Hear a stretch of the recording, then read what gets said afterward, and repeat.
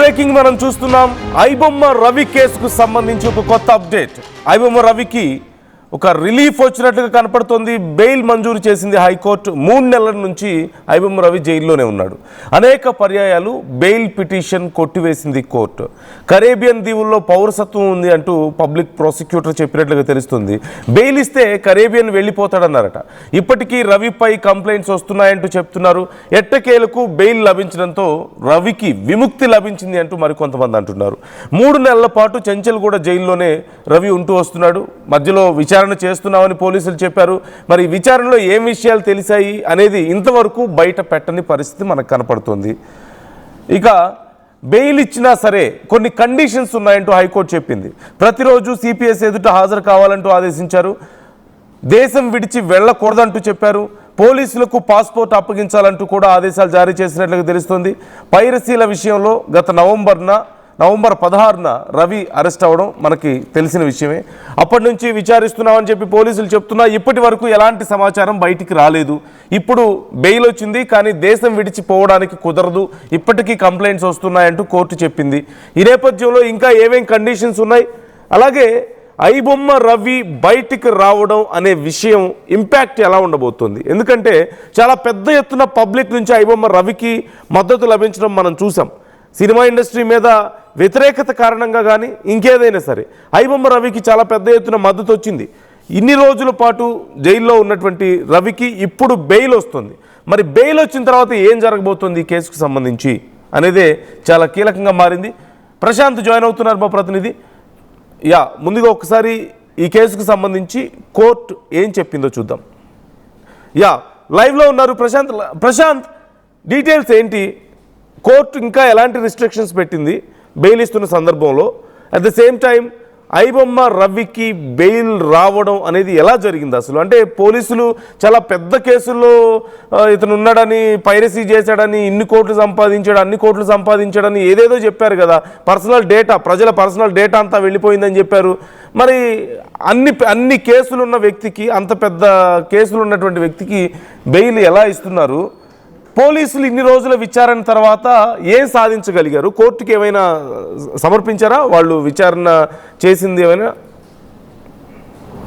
Yes నందు, ఇప్పుడు cinema పైరసీలకు సంబంధించి ఇమ్మడి రవి అలియాస్ ఇటు ఐబొమ్మ రవిగా పిలుచుకుంటున్న ఈ రవి గత 6 ఏళ్ళుగా ఈ సినిమా పైరసీలకు సంబంధించి వెబ్సైట్లు క్రియేట్ చేసుకుంటూ ఇటు ఐబొమ్మ కావచ్చు, బపం టీవీ కావచ్చు, ఈ 2 వెబ్సైట్ల ద్వారా మిగతా బెట్టింగ్ ప్రమోషన్స్ చేస్తూ కూడా ఇన్నేళ్ళు ఆయన వెళ్ళారు. సో పోలీసులకి ఒకవైపు సవాల్ విసరడం కావచ్చు, ఆ సినిమా ఇండస్ట్రీకి కొంతమేరకు ఇబ్బంది పెడుతూ కూడా వచ్చిన వ్యక్తి ఎట్టకేలకు నవంబర్లోనే చిక్కారు పోలీసులకి. సిసిఎస్ పోలీసులకి తీసుకున్న తర్వాత వాళ్ళు కస్టడీలోకి తీసుకొని ఇన్నేళ్ళుగా దాదాపు 3 నెలలుగా విచారణ చేస్తూ కూడా ముందుకు వచ్చారు. సో ఎట్టకేలకు ఇటు హైకోర్టుల దగ్గర అలాగే ఇటు నాంపల్లి కోర్టు దగ్గర కూడా ఈ రవికి సంబంధించి అడ్వకేట్లు వాదనలు అయితే పూర్తిగా అందించడం అయితే జరిగింది. సో అతనికి బెయిల్ కావాలి, 3 నెలలుగా అతను జైల్లో ఉన్నాడు. సో ఎట్టకేలకు బెయిల్ కావాలంటూ కూడా అప్పీల్ చేస్తూ కూడా రావడం అయితే జరిగింది. సో అప్పీల్ చేసే సందర్భంలోనే ఇటు సిసిఎస్ పోలీసులు కావచ్చు, అటు రవి తాలూకా అడ్వకేట్లు కావచ్చు, పూర్తిగా వాదనలు గట్టిగానే జరిగాయని చెప్పుకోవాలి. సో ముఖ్యంగా ఇటు గతంలోనే ఇటు అరెస్ట్ అయిన సందర్భంలోనే రవి తాలూకా పాస్పోర్ట్లు సీజ్ చేయడం అయితే జరిగింది.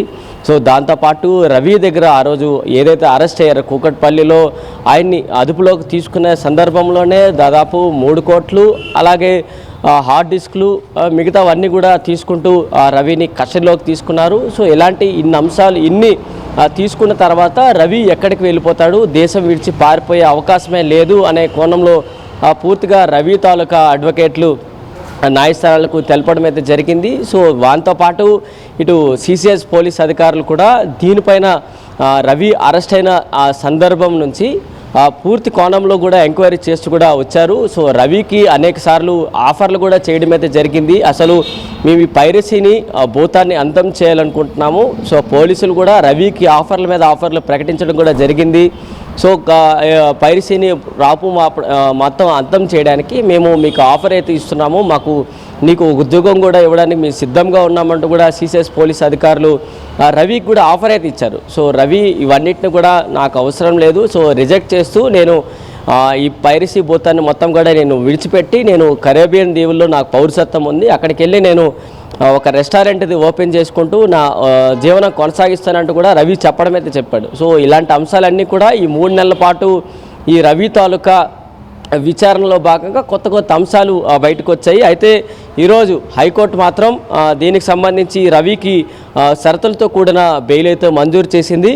సో ప్రతిరోజు సిసిఎస్ పోలీస్ స్టేషన్కి రావాలి, వచ్చి మీ సంతకం పెట్టాలంటూ కూడా చెప్పడం అయితే జరిగింది. సో పాస్పోర్టు ముందుగానే సీజ్ చేశారు కాబట్టి దేశం విడిచి వెళ్ళకూడదు, దాంతోపాటు ఇటు పాస్పోర్ట్ ఎలా అయిపోయింది కాబట్టి సో ఇలాంటి అంశాలన్నీ కూడా చెప్పారు. దాంతోపాటు ఇంటర్నెట్ కనుక ఉపయోగించాలంటే ముందుగా పోలీసుల తాలూకా అనుమతి తీసుకోవాలంటూ కూడా కోర్టు అయితే షరతులతో కూడిన అంశాల్లో భాగంగా రవికి చెప్పడం అయితే జరిగింది. సో ఇదంతా కూడా ఇప్పటి వరకు ఈ అంశాలే. సో మిగతా ముందు కనుక చూసుకున్నట్లయితే రవి కస్టడీలోకి తీసుకోక ముందు రవి పోలీసులకి సవాల్ విసరడం అయితే జరిగింది. సో 6 ఏళ్ల పాటు అనేక సినిమాలు వెబ్సైట్లో పెడుతూ సో ఒకవైపు సినిమా ఇండస్ట్రీని మరోవైపు పోలీసులు సవాల్ విసురుతూ కూడా వెళ్ళారు. సో ఇప్పుడు ఈ కేసుకి సంబంధించి ఆయన బెయిల్కి రావటం కొత్త కోణాల్లో ఉంటుంది అని చెప్పుకునే అంశాలు ఇప్పుడు కనిపిస్తున్నాయని చెప్పుకోవచ్చు. నందు యా రైట్, థ్యాంక్ యూ.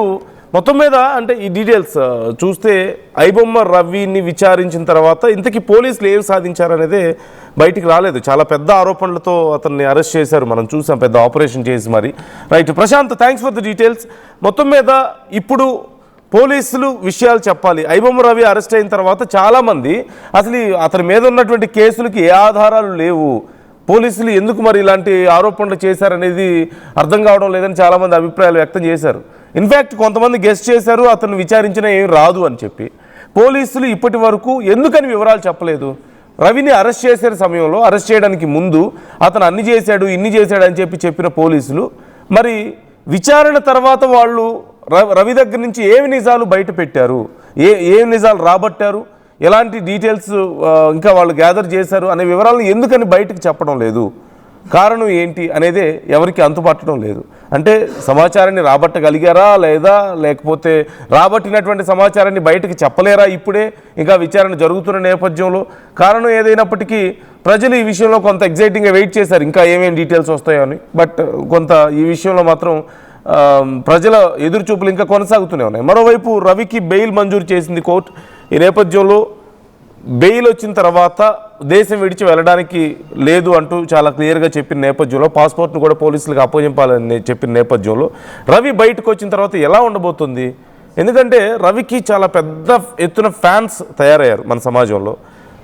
మరి రవి బయటకు వచ్చిన తర్వాత రవికి వాళ్ళు మద్దతుగా నిలబడతారా, కలుస్తారా? చాలామంది మనం చూస్తూ ఉంటాం, నాయకులు, చాలామంది రాజకీయ నాయకులు తప్పులు చేసి వచ్చిన వాళ్ళ తర్వాత, తప్పులు చేసిన తర్వాత జైలుకి వెళ్ళొచ్చిన తర్వాత వాళ్ళకి వీరాభిమానులు కొంతమంది ఉండి పాలాభిషేకాలు చేయడం, దండలేసి స్వాగతాలు పలకడం లాంటివి మనం చూసాం. ఇప్పుడు రవికి కూడా అదే చేస్తారా? What do you think? మీకేమనిపిస్తుంది? రవి బయటకు వచ్చిన తర్వాత ఐబొమ్మ మళ్ళీ స్టార్ట్ అవుతుంది అని కొంతమంది అంటున్నారు. పాసిబిలిటీ ఉందా? స్టార్ట్ అయ్యే అవకాశం ఉందా? కామెంట్ చేసే ప్రయత్నం చేయండి.